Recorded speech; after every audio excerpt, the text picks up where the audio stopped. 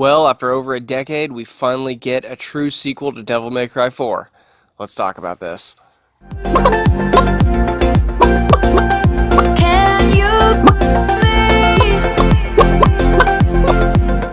The gameplay featured here is brought to you by Player One Coffee. Coffee made by gamers, for gamers. Use the link in the description to get 5% off any of your purchases. Hey everybody, what is going on? Brandon here. Sorry I have not uploaded really much of anything over the last 2 weeks. If you're unfamiliar, if you don't follow me over on social media, or you didn't see my post on the community page of the channel, I had some computer issues. My video card and my CPU cooler motor both decided to crap out on me all on the same day. So I had to wait to get new parts in, and when they finally did show up and I got everything back up and running, then both myself and all my kids managed to get strep throat. So I've been pretty much hemmed up for the last week without much of a voice. But now I'm back, and for my first video back, it is the Devil May Cry 5 review. This is a game I did a gameplay impressions video of a few months ago, back when they released the demo. This is a game I've been excited for. I've been waiting for this for 11 years. This game, I loved the Devil May Cry series. I especially loved 4. I loved the introduction to Nero, and we're finally getting a direct sequel, completely overshooting and going past the DMC reboot that Ninja Theory made several years ago, and DMC 5 is a great return to form. Now, this is going to be a spoiler-free review. I'm not going to be posting anything in this review that will give away spoilers. I am probably planning on uploading some of my gameplay videos, either here or over on the Vanilla page I'm trying to get set up.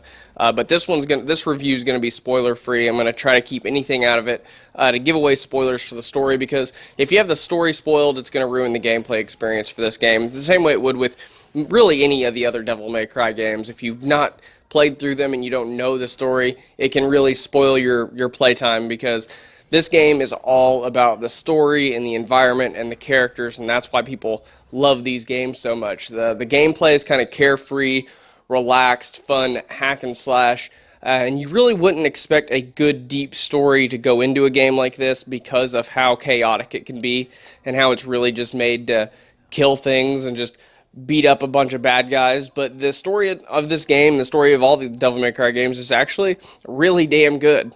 So what I'm going to do for this review is I'm going to just tell you guys what I really liked about the game. Then at the end of the video, I'm going to tell you some of the things I don't like about the game. And you guys can just make up your own minds if you want to play it or not.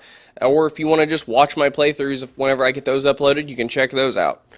First and foremost, the best thing about this game is the story. Like I've already said, the story of this game is awesome. Yes, there's some details it leaves out and leaves you wondering, same way they've done with Devil May Cry 4 and 3 and 2 and 1. There's always little pieces here and there that leave you a little bit confused as to the character's backstory or what's going on with that character or how that character got there. That does happen again in this game, and it does kind of aggravate me because I was really looking forward to learning a little bit more about Nero, and I feel like we learned less, but the story itself still is really good, and it's probably the best thing about this game, second only to the combat system.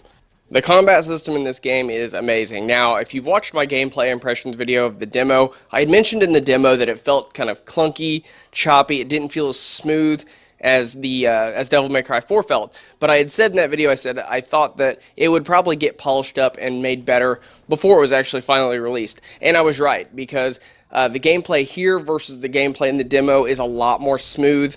The combat system is very fluid, and it's awesome because there's 3 different characters you can play through the campaign with. Dante, obviously, Nero, who was also the protagonist of Devil May Cry 4, and then a new character, V. And all 3 of these characters play so different. They all have their own completely unique styles to play with, and you cannot go from playing with one character to another and think they even remotely play the same. They play nothing alike. The combat system for each character has its own pros and cons, and I really love that. I love that you can go from one character to another and have a completely different playtime experience. With Dante, it's all about finesse and using all the different styles and weapons and abilities to your advantage and being able to bust out awesome, insane combos. With Dante, the combat is a lot more fluid, and there's a lot more of a pattern that goes into it. You can pretty much just go in and you can swap around between your weapons and your styles and pull off some pretty crazy combos that look really good. With Nero, his style is more about brute force. He's got a big gun, he's got a big sword, and he's got all kinds of different arms and attachments he can use to power through his enemies. There's all kinds of really cool different arms. I've even got the Mega Man arm, the Pasta Breaker arm. There's a bunch of different kinds of arms that are either funny or have a lot of like really good value when it comes to combat. And you can equip and change all these in your loadout screen before a mission starts. But for the most part, Nero is all about brute force and just powering through all the different enemies. And lastly, there's V. Now, his style is completely different than anything I've ever played in a Devil May Cry game. He actually doesn't really attack directly. He summons a bird demon and a panther demon, and then when you use your Devil Breaker, you get a giant rock golem that either flies out of the sky or crawls out of the ground, and you can ride him and control him. But he cannot actually physically fight the demons until they're about to die, and then he can finish them off. So it's actually a really interesting style. It's different than anything else I've played with on Devil May Cry before. It's very unique. It takes a little bit of getting used to because you're pretty much just controlling these demons to attack for you and then finishing off your opponents. But it's very different and brings a whole new style to this kind of game. Next up on the pros list is enemy variation. Now, a lot of times with games like this that are hack and slash games, and even some of the older Devil May Cry games, there is just pretty much the same set of enemies that are either a recolor or a reskin, and they maybe up their health and up their defense a little bit or up their attack damage a little bit. With this game, the variation is actually variation. The enemies are different.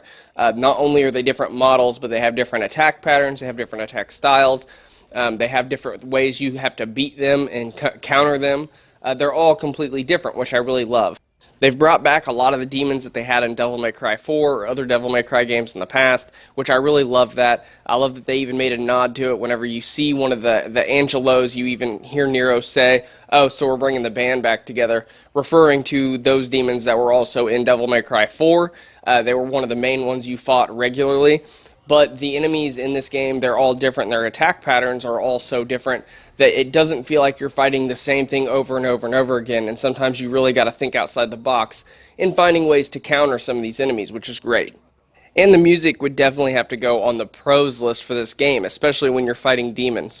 The music, just like all the other Devil May Cry games, works perfectly to keep you in the mood whenever you're slaughtering demons. You just want to keep playing and get hyped up because the music it works perfectly in every aspect of this game.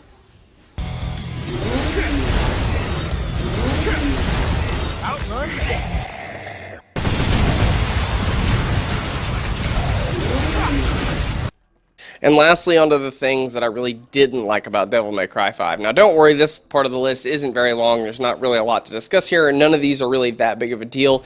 Definitely nothing that should pull you away from thinking about playing this game if you haven't already, but just things to be aware of. And the biggest one being is story length. Now, the story in this game is not very long. It took me about a day and a half to beat the entire game. To get through to the end. Now, that's not 100%ing everything, and there's also different paths you can take, which actually I should have put in my last part, the pros. There's different paths you can take with certain characters. Depending on what mission you're going into, you can choose what character to play as, which also chooses what level you're going to be playing on, which means you can play through the game 2 or 3 different times and have different outcomes for certain missions and have different gameplay going on for certain missions, which is good, but besides that, if you don't take those alternating paths and you just want to play through it once, it's not going to take you very long to beat it. If you're somebody like me that likes to play this game or play these games and try to 100% it and go through and do everything, you'll have a lot of fun with this game. There's a lot to do. But if you're not, if you're somebody that just plays through to see the story play out once and then you're done, it's not going to take you very long to beat this game. With that being said, the story is lacking some. And what I mean by lacking, there are some parts that are just kind of left out and left unanswered and like I said earlier, they do that in all the Devil May Cry games with small little tidbits of information. It's really hard for me to explain to you what I mean without spoiling anything, but there is some things that are really kind of just glossed over and you really don't get a lot of clarification on it, which kind of sucks. Yes, it does give you a reason to read more into the lore and look more into the lore of Devil May Cry to find out what actually is going on. But for what you're being told in-game, there are certain facts that are glossed over pretty quickly and kind of leave you confused. They've done the same thing with the other Devil May Cry games, so I don't expect answers really ever unless I dig deep into the lore of the game and read books or maybe watch the new anime. I don't know if that's why they're glossing over these facts, because they're putting it into the new anime they're working on. But there are some things in the game that will leave you a little confused. Another little nitpick I have, which I actually mentioned in my playthrough video whenever I played the demo, is how you have to switch arms with Nero. That I really don't like. You set a loadout and you have so many arms you can carry on your person. When one is damaged or destroyed, it will switch to the next one in your loadout. But that's the only way to switch arms. You can't actually just go from one arm to another, then to another, then go back to the first one. You have to actually destroy the arm that you're using. You can auto-manually detonate it to make it blow up and damage enemies to move on to your next arm. But that's something that I'm not really a fan of. I wish there was an option to be able to just switch through the different arms. I understand why they did it that way because of the self-destruct function, but still kind of sucks that in order to get to an arm you might want to use, you got to destroy 2 or 3 other ones to get down to it. Kind of sucks. And lastly, my last problem with the game is the PC port of it. I got this game on PC, especially because I literally, days before the game came out, I just got my new PC parts. I'd got everything for my PC to run. I had also just got a brand new 4K TV finally, so I was finally ready to play this game in 4K on my big screen, so I bought it on my PC. And for the most part, the game runs amazingly, but there are issues. Sometimes the audio will fall out of sync, and a lot of times a button will just stop functioning. It doesn't really matter what button it is because it seems to be random, but like the first time I played through the game, when I went through the prologue, I had no melee whatsoever, and I thought that was because I didn't know how to use melee because Nero didn't have his new arm yet in the prologue. I thought maybe that was why, but it turns out nope, it was just the PC port decided that the Y button was not going to work until after I got through the prologue, which sucks. Wasn't that really big of a deal. Restarting the game fixed it. It's also happened before with the arrow keys, and then one time I think it was with the B button it didn't work randomly. But besides that, it's not really that big of a deal. I'm hoping that's something they can just fix with a patch, but that was probably my biggest issue with the PC port of this game. But so yeah, there you have it. Those are my thoughts on Devil May Cry 5. It's definitely a great game. I do recommend it. If you've not played the other Devil May Cry games though, I highly recommend trying to get your hands on the HD collection. If you've got Game Pass, you can play Devil May Cry 4 on Xbox. If you've got the Game Pass, you can play that. There's also the DMC reboot, which actually is a good game. It's just not a good Devil May Cry game, if that makes any sense. It doesn't really follow in the same path that the original games did and number 4 does. So I recommend, if you've not played any of the Devil May Cry games, to at least play the original trilogy plus 4 before you play this. Otherwise you're going to be even more confused as far as the story is concerned. But guys, that's all the time I got for this one. I hope you guys enjoyed this video. Sorry I was gone for so long, but I'm back now. Everything should be going back to ordinary schedule. If you like this video and you want to see more, though, do me a favor, mash that red subscribe button. If you want to know anytime Nathan or I upload videos, please do us a favor and ring that bell icon. That way you'll know anytime we put up a video, because YouTube's just not sending out notifications. Thanks, guys, though, and I will see you all next time.